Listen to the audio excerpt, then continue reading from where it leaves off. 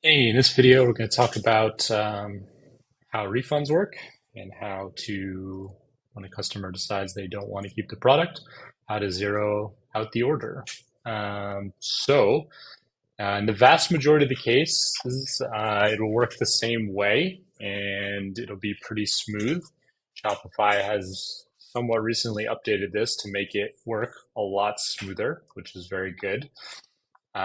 So ultimately, this is the first version. This is what's going to happen the 90+% of the time, which is, and so we had a basic order here, one item, free trial, and there was some tax, there was some, that was deferred. And so they've paid $0. They owe 53.18. And so I'm going to fulfill the item real quick, just so that it's in the state that it will have been after the customer receives it. And that didn't change anything. It just made the product fulfilled. So now you're going to see some options up here: return, restock. Ultimately, it doesn't matter because they can choose whichever they'd like to do.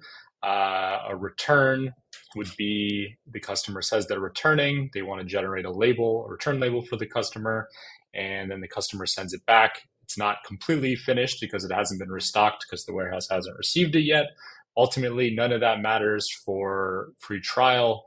All that matters is that the return starts and they choose what they're returning. And once the return is created, then the item is zeroed out. It's paid zero, but there's no longer any outstanding balance. It would have worked the same way with the restock. And also once the restock option is still available for them to hit once they finished. So super simple, couple of clicks, and it will work. There is one edge case where it doesn't work so simply, and that's if there is some money paid up front. So let's say a deposit, or it's a mixed cart where they paid for one item up front and they deferred another one with free trial. So we're going to look at an example there of that type of item. And in that situation, again, I'm going to fulfill the item. So in that situation, you're going to see two options up top now. So instead of restock return, you're going to see refund return.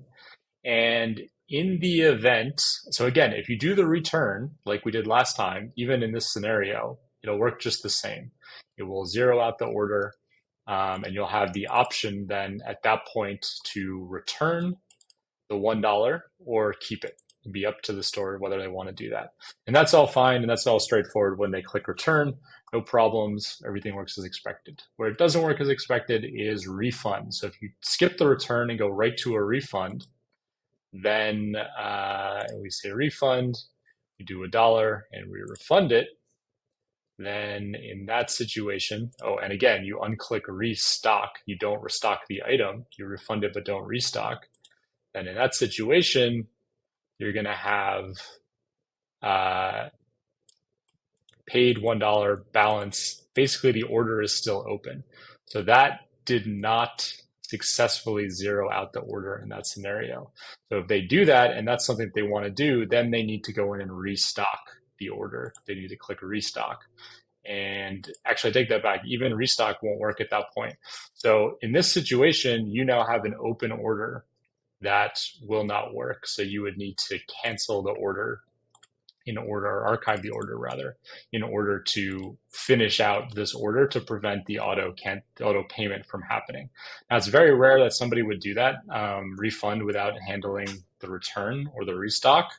But it's just something to be aware of, that it is, if anyone runs into that scenario, that's the issue. It's also, you see that you can still collect payment here as well. And that's how you can see that one indicator that the payment is still due besides the balance. When the balance is zeroed out and the order is finished, this disappeared as we saw in the other order, and it was archived and finished.